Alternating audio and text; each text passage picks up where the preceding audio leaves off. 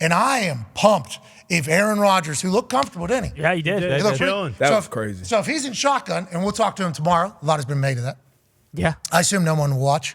We won't be able to profit off it at all. Nope. No. So that'll be, nobody will watch, everybody will turn off. But if you see how comfortable he looked, it's like there's a world where you can put him in shotgun and he's not going to have to move as much. Yeah. Now, obviously, he's going to have to be able to protect himself, and he's going to have to move, and who knows if he has any explosion at all off of that foot that has a torn Achilles just 30-some days ago. But he looks a lot more casual than we could have ever imagined. There's still 12 more weeks of the season. Yeah. Oh, yeah. Time. Okay? 3 or 4 weeks in a month. Yep. 12 weeks. There's 3 months left. He's 1 month out right there.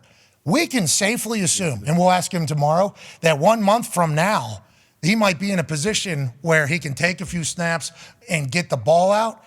If he comes back, leads this team, and this defense continues to get better, and they go on a run, boy, the haters are going to be so mad about what the Jets have cooking. And there was a ton of people, probably me, one of them, who thought after those, the Dallas game, that Zach Wilson probably could not get them any wins until Aaron got back.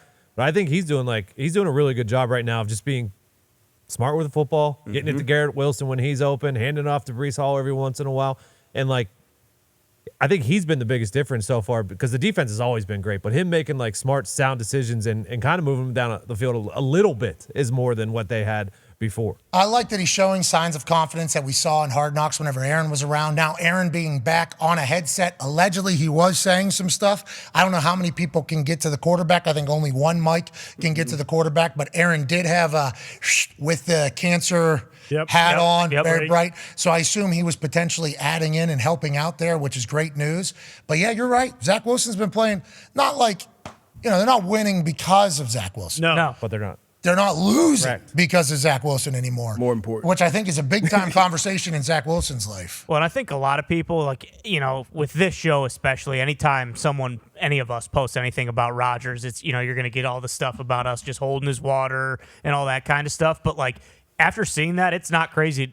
At the start of this, sure, okay, he's going to come back at the end of the season. He was tripping on pain pills. Exactly. Yeah. There's no way he should be. I mean, I don't care if it's just throwing. You can see he's kind of taking a little, a couple steps, and he doesn't look very ginger. There's no way he should be at where he's at right now. I really do think, and I'm not just saying that, he is going to play this year. How do you feel about the Jets? And what did you see from Aaron yesterday that makes you think this dude's going to be back next week, maybe, A.J. Hawk?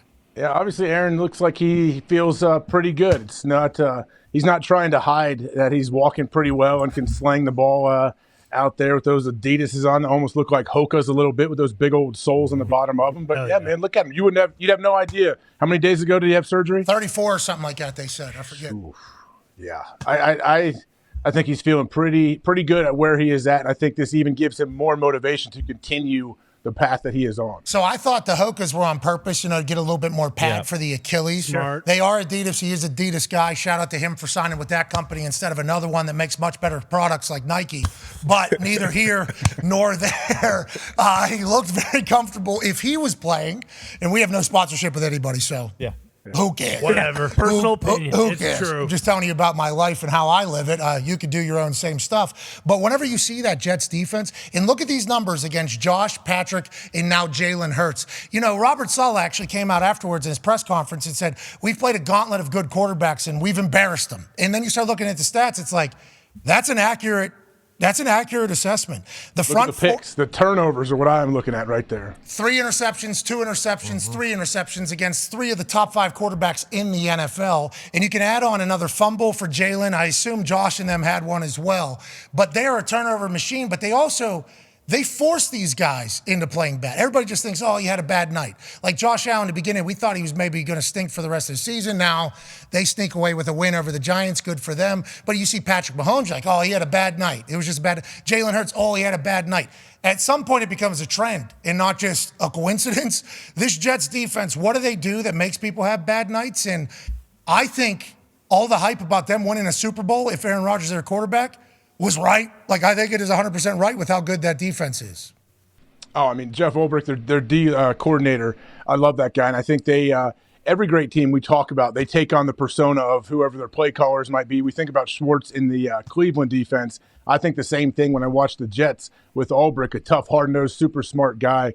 But they have studs at every level. But they also seem to believe, hey, we can actually win football games this way. We're going to turn the ball over a bunch. We're going to pressure the quarterback, make him super uncomfortable, and turn them, make them think that they can't play anymore. And that's what I feel like the Jets are doing right now with multiple injuries still on this defense. Jalen Hurts is making decisions that he wouldn't normally make. I mean, at the end of the game there where he just threw it up into double coverage whenever there was a check down for a first down to extend the game and do your thing. That's not a normal Jalen Hurts move. I think there was numerous times last night where we say Jalen Hurts not act like Jalen Hurts. Yep. Patrick Mahomes didn't act like Patrick Mahomes. Josh Allen didn't act like Josh Allen. That's something that I don't think many defenses have around the NFL, and the Jets certainly do. And the Jets make you play their game. Like, the recipe for success for the Eagles is not Jalen Hurts dropping back and throwing 45 times. 73% of the time. Yeah, 40, that's not the recipe. So that's coming into the game sometimes, and I saw this with New England sometimes.